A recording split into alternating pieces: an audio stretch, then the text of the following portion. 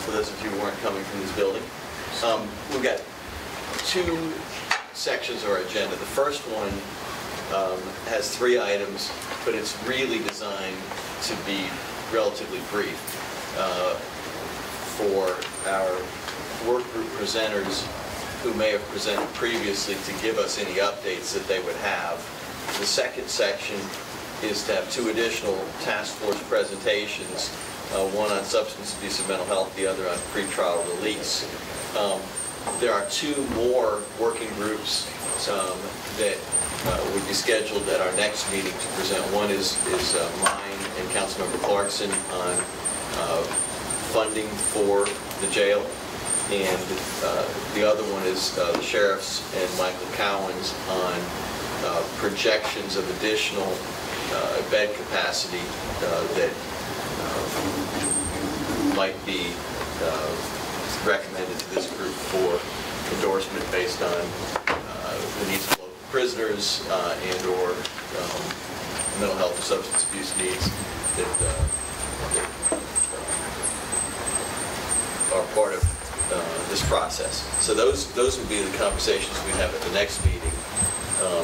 At this meeting, I just wanted to see whether or not, as a start on section 2, whether or not Flozell, representing him, and Rafi Goyeneche, had any updates to, and if you don't have any, there's no need for you to be required to have some, but it just, in particular, I know there was a rather boisterous colloquy among our group on Mr. Bunton. So I know you're not Mr. Bunton, but his proposal last time, there was a lot of consternation, and I observed at the end of the meeting that it was not clear that proposal on a bond schedule was likely to get the majority vote on this panel. At least that was my observation at the time. And so, since he's not here, I'll pass on the message. I mean, this would be a time to start saying, here's some modifications that we might be proposing to the schedule in order to get a majority vote, or some information that you ought to consider. And so if you're not prepared to do that, I understand. But it's just something that Derwin may want to do next time with Judge Keeble and Johnson. And Judge Pierce, welcome, representing the criminal court, and Judge Alarcon. So glad to have you today. Thank you. Welcome to our task force. And with that, any updates that you want to give for you and Rafi? Mr. Chairman and working group members, Rafi and I haven't had a chance to really follow up beyond some conversations about being interested in understanding some parallel work that's going on with regard to work release and reentry programming. Some stuff that Commissioner Carter and Dr. DeSalvo and some other folks are doing that we haven't in earnest had a chance to really follow up on. And we'd like to get a chance to maybe get together and do that and come back at the next meeting and present as appropriate. Okay. And just so I can be clear in terms of where I think we would want us to go as a task force, I think we're counting on you guys to make a recommendation as to what this should look like in New Orleans in terms of characteristics of work release and reentry programs. In addition, optimal size of them, and potentially funding. So I mean, this is the question of if we've got folks who are state inmates who are coming back to this area, and we want to make sure that their reentry is as successful as possible in reducing recidivism. What does that programming look like? Where should it take place? What should be its characteristics? How big a program should we have to meet the needs of our community, and also potentially the opportunities that are there? We'll bring back people into a metro area. The state presently is using New Orleans as a metro area point of reentry, and I think there's some merit to that because we are, a region. You may get picked up in Jefferson Parish, you may get picked up in Orleans Parish, you may get picked up in St. Bernard or Blackman's, but in large part, the folks who are being picked up for violating the laws aren't paying a lot of attention to whose jurisdiction they're in at the time they're committing a crime. And so I think we've got a regional goal that we share, not exclusively, but in part with our neighbors. And so I think the recommendation I'm looking for this group is, what does that look like, and what is optimal? And there may be other folks on this work group who want to give you and Rafi some instruction. And so if there's any additional feedback, it'd be very appropriate for members of the commission to send that your way. Any other suggestions or comments on work release reentry? Councilman. One thing is to see, who would be in charge of that kind of a program, and what it would look like in terms of in jail, outside of the jail, day, night, and I barely know much about this, except for that I know I've been seeing questions about that. And I believe that there's a working group, a gentleman by the name of Corey Turner, that's been going on about that. And again, so I don't know to what extent that any of the work that they're doing might be beneficial. Thank you. Anybody else? All right. Racial disparities. In the report last time, Chief Pastor Berrier, Mr. Diaz gave us a report which is here, and made some suggestions about next steps. Any additional feedback for the chief, or any comments, Chief, that you want to make based on the presentation last time? Because the idea is, if nobody gives any feedback and he doesn't make any changes, we're probably going to be soliciting a recommendation to approve this as part of our final message. So it's in front of you. If you disagree with it, or you agree with it strongly, or you got modifications, now is the time to get it to these gentlemen, because before too long we're going to approve this, or at least we're going to vote on whether to approve it or not. So if it strikes you as right, great. If it strikes you as wrong, speak up. So. Yeah, I wanted to comment on the superintendent's report here. This is the second page, the second full paragraph. And I just wondered what is the authority for that, because it doesn't seem to have any real authority. Looking at where it talks about the question of the jail practices relative to potential immigration holders.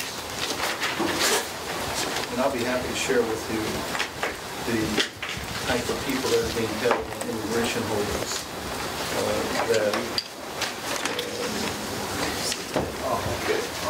we have been held on. For things like possession of marijuana, DWI, crime against nature, possession of crack, attempt first-degree murder, battery, contributing to delinquents of a juvenile, simple robbery, possession of crack. So I don't know where that comes in to say, I don't know what credibility that has in a report like this. So that's my comment. Perhaps the first sentence is too reading. The rest of it's just a recitation that people who are advocates for immigrant rights reform believe that being held in jail on fishing license violations trigger an immigration hold, which is not what this is about, not what I'm talking about. So the first sentence, similarly immigrant limited experience the same disparities, that might not be the right opening line. The second half of it's all about people who are complaining routinely around the country that finding yourself behind the jailhouse door exposes you to an immigration reform or an immigration analysis that would not exist otherwise. course, for these kind of violations.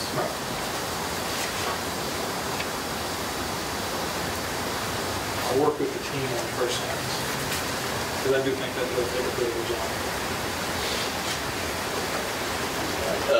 Other reflections, Chief, or comments from the group? All right. Mr. Deputy Defender? Yes, sir. So if Darwin were here, I'd ask him to observe whether or not he's working to make any suggested changes. It may be that the answer is that he and the judge want us to consider the proposal as written. And then I'd suggest the council votes, and he may or may not get it passed. Or to suggest that you guys make another case or make some modifications to try to build some consensus around that. Otherwise, my sense of the discussion last time is that it won't have votes. If you allow me to relay that concern back to Chief Button, I'll definitely do that. Okay. And again, I'm not speaking to the merits of it. I'm just speaking to my observations about where it ran into a rather significant headway at the time he presented it. This is on the bonding schedule proposal, which again, I think it was clear that there was nothing close to consensus among this group at that time, and in particular the DA and some of the criminal court judges who were looking at this issue, and some of the municipal court judges. So it's an issue that we can have a 10 to 9 vote on or a 9 to 10 vote on, but we're not at a consensus at this particular point in time. And that's sort of my message. Flozell? If I could, Mr. Chair, just back on the racial disparities. Yes, sir. Because before I had a chance to fully go through it, one recommendation that I'd like to make for you all to consider is connecting that work, and maybe the chairs of that committee can look at. There's at least one, if not two, groups that are working specifically on issues concerning black men and boys. And as much as it was tacitly mentioned in the recommendations, they might want to formalize a connection with those groups as a means of getting more information and helping to flesh out some more of the work that you're doing by way of the partnership pieces. What I'm going to suggest is that Chief, you and Lucas and Pastor Barry convene and I can connect you to those groups. Get that connection. Yeah. Good. Anything on the bonding proposal? All right.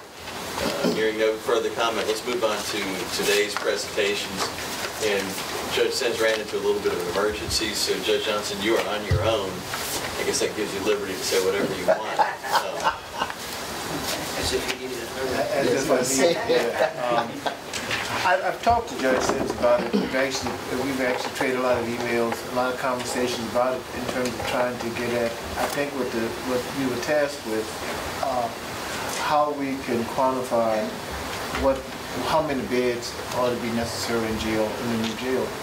Well, we've come to an impasse in terms of the difficulty we have with doing it without having real good information on actually the people who are in jail. And when you look at actually some of the other stuff we're looking at here, there is a dovetail back to Dr. Austin and Dr. Austin's suggestion that we need to look at who's actually in jail to start to answer some of these questions. But the reality of it, I know the sheriff, and of course the sheriff, I'm sure will speak to this, but the sheriff operates several beds in the jail now dedicated to a population that has been determined incompetent and is awaiting some kind of competency procedure, either restoration of competency in jail or transfer to a hospital setting where in that hospital competency would be either restored or not. The federal court, Judge Vance there said to the Department of Health and Hospitals, you have to move that population out of parish prison. So what the actual population is today in terms of who's in jail waiting transfer to a hospital setting to determine competency, I'm not quite sure what that population is. Beyond that population, though, are other individuals who are in jail who have health issues, mental health issues, addiction issues. They're currently in jail. But to determine what we're looking at in terms of either bond schedule or pretrial services dictates an answer to that question, because you have people in jail who are in jail really because they're ill, not because of the crime they are accused of committing or their background. By way of example, just this morning, and this happens with regularity with me, but just this morning, I was informed of a woman who's been institutionalized longer than the maximum sentence she could serve. Well, what we need to do is look at who's in jail currently, who the sheriff's folk have identified who may have a mental health issue, and then determine, well, should they be in jail? Can they be released from jail? Because clearly, jail is not the place for a person with a health issue to be unless the act they committed and their background is such for getting health issues dictates jail. If the act they are accused of committing and their background is not such that it dictates jail, they should not be in jail. We know when we look at data across the country, we know that people are arrested with mental health issues in larger numbers than how they appear in the population generally. And we also know that they tend to be institutionalized either in jail or in some other setting. Otherwise, the only reason they're there is because of their health issues, not because of the act committed. So we need to triage the population. And this is something I tried to get at, and maybe not very well, but last fall. But we need to take a snapshot of who's in jail. And we need to, based on that snapshot, see, okay, now should the people we're looking at today, July 25th, 2011, should they be in jail or not?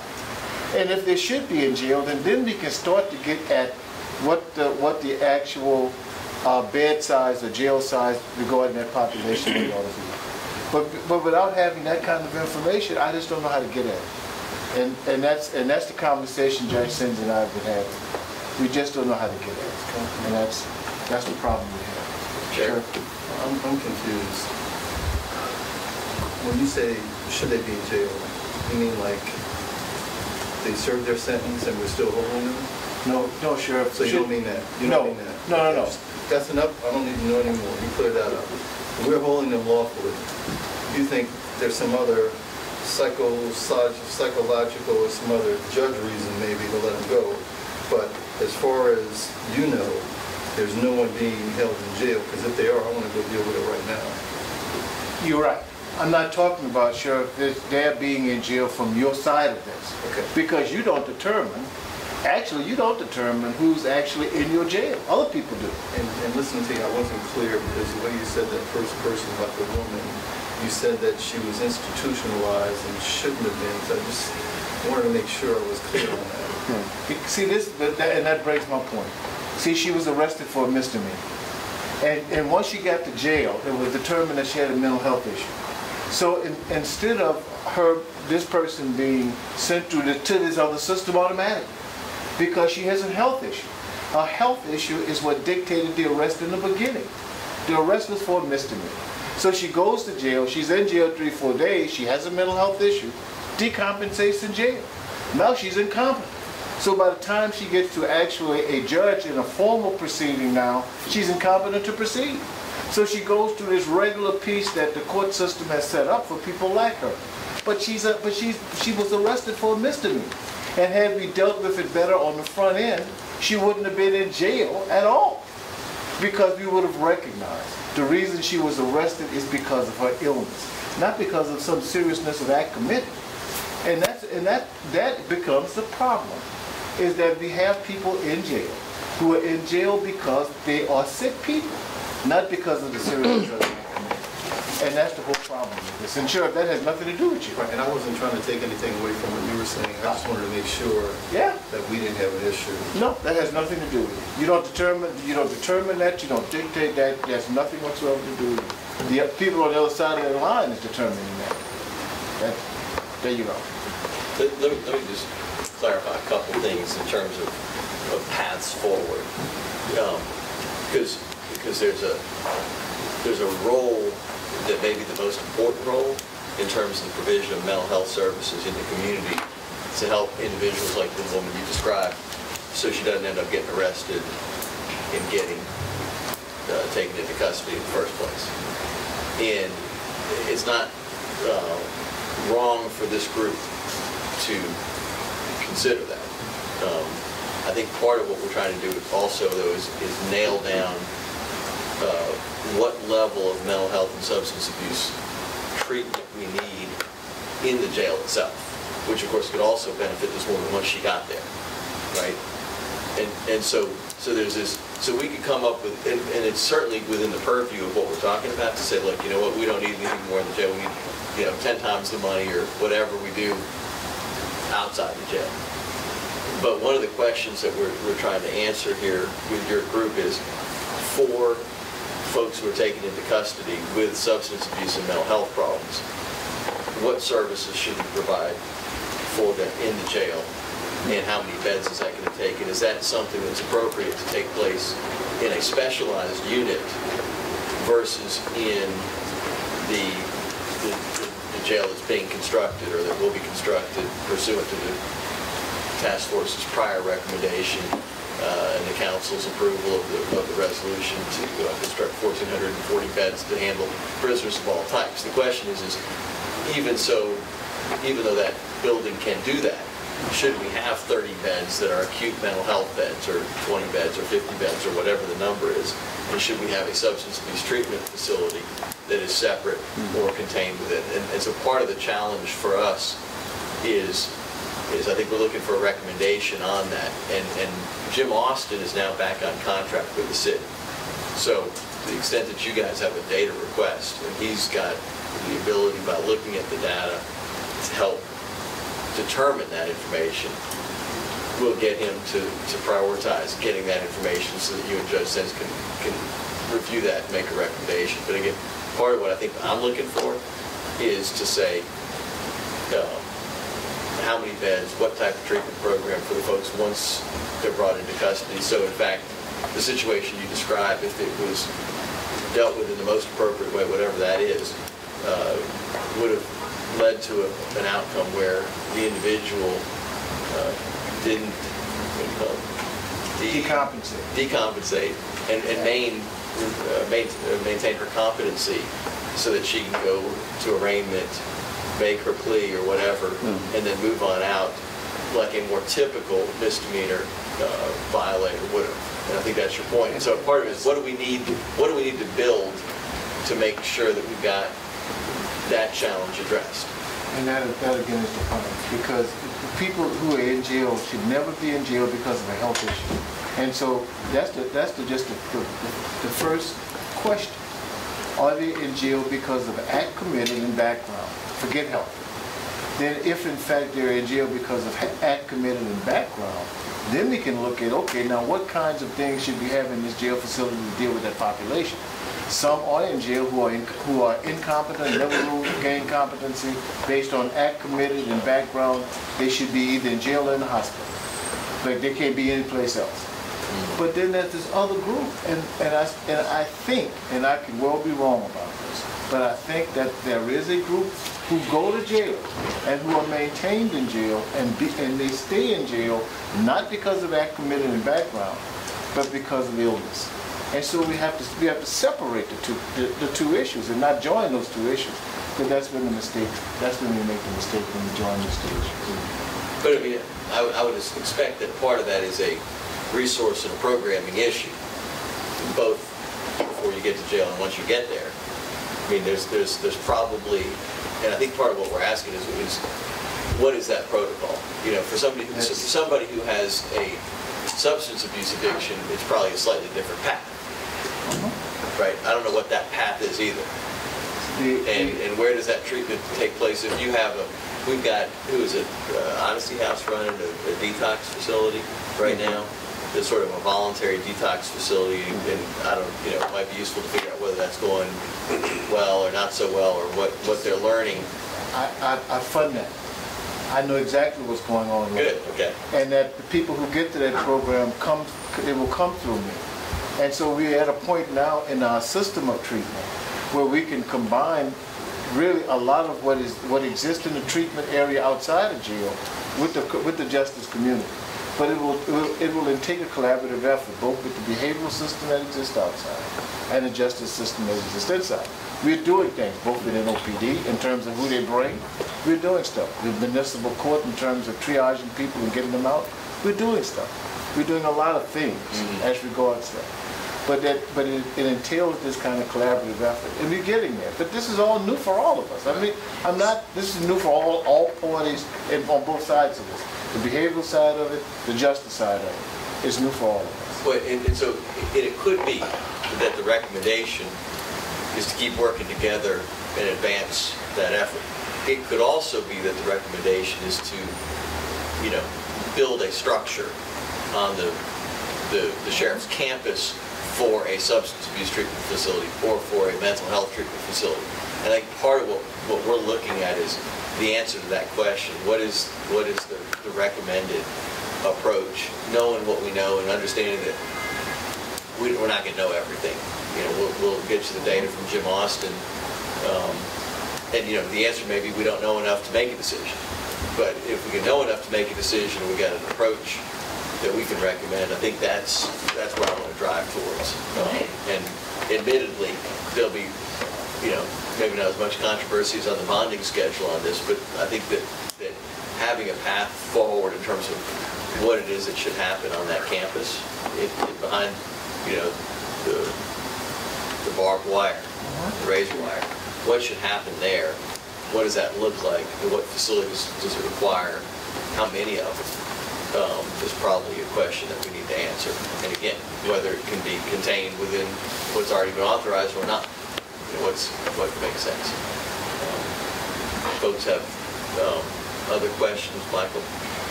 Mr. Chairman, this is elaborating in a way on what you just said. It seems, just conceptually, among the people who are in jail here, they're going to have medical needs, they're going to have substance abuse issues, and they're going to have mental health issues. Some of the issues that they have in all three of those categories might require that they be put in a bed for medical, mental health, or substance abuse reasons. And some might, I would think most would just require that there be a clinic or a walk-in facility or something where they can be treated while they're in the prison. And then the third part, in my mind, is that those inpatient beds and those outpatient, those clinic facilities can either be in the jail, or they can be outside the jail, or they can be in some combination of those things. But we actually can't make a recommendation about whether the facility that's already has been approved is enough unless we've dealt with that question. How would you get to dealing with that question? Well, I can only identify three ways to get to the answer to that in terms of numbers. I think we need to look at whatever data we have on medical and substance abuse and mental health treatment needs in the prison population, whatever we already have. Then I think we have to have some awareness of what the thinking of the field is today. There's a field where mental health and the criminal justice system overlap, and we need to know what they say about what the best practices are for this kind of treatment. And then finally, I think we should, in any way we can, inform ourselves about what requirements there are likely to be from the Department of Justice in terms of the consent decree that's coming. So it seems to me that there are two steps to this. One is to try to come up with a good estimate of the numbers in terms of medical, substance abuse, and mental health. That's one question. And the second question is the question of inside, outside, or both, in terms of what the best practice is. Does that make sense to you? It does, and Dr. Cohen is correct in terms we need to look at outside of ourselves what best practices are. And just generally though, in terms of substance abuse, we're talking about a detoxification need, because once you're beyond that issue with detox, then I with all respect, I just don't see why the city would spend money to treat people with a substance issue in a jail. And I think best practice dictates, says as much, that that's just not the place you treat people for a substance issue. Jail is not the place. Detoxification is an issue because people come in and they're in the throes of detox. And that's an issue in and of itself. But those are best practices. And maybe everybody knows that. I'm not sure I know that, but as I like to say around here, I don't know much about any of this stuff. I'm just trying to facilitate the meetings. But it strikes me that there's some voices on different sides of that, and that if we actually put that down in writing, and you make the statement that says this is what we think the best practice is, then it gives us something to argue over. You know, because I think you make an excellent point based on, you know, that it seems to make sense, especially on the substance abuse piece. And so the question is, what does that look like? What is our philosophy about this as a community? And this is going to be our approach, and we're all going to, you know, hopefully come to consensus or close to it that this is the approach we're going to take. And then that leads us to do lots of things. It leads the nonprofit community to do certain things. It leads the sheriff to do certain things. It leads the judges to do certain things. Because we got an approach that we all said, this is the way in New Orleans we're going to handle people who get into trouble and show up in trouble with a substance abuse problem. Or this is the way we deal with people who are getting in trouble and show up with a mental health issue, right? And just, you know, guide us on those things. So I can get you to the extent that Jim Austin can get the answer to Dr. Cowan's first question, mental health, substance abuse, and medical in the jail, assuming that that's a way that the data can be cut. And the sheriff and I are scheduled to talk to Jim Austin shortly about that anyway, about the data pull. So we'll see whether that seems to be plausible and get back to you on that. In terms of the best practices, this is where, like, figuring out what that is and then guiding us. And maybe where and I'll speak to me specific mistake here is, or where it is that I was looking at this trying to quantify something, as opposed to giving this group an outline or a piece on what this thing surrounds and what are best practices and how we should think about it in terms of getting at what the actual numbers are.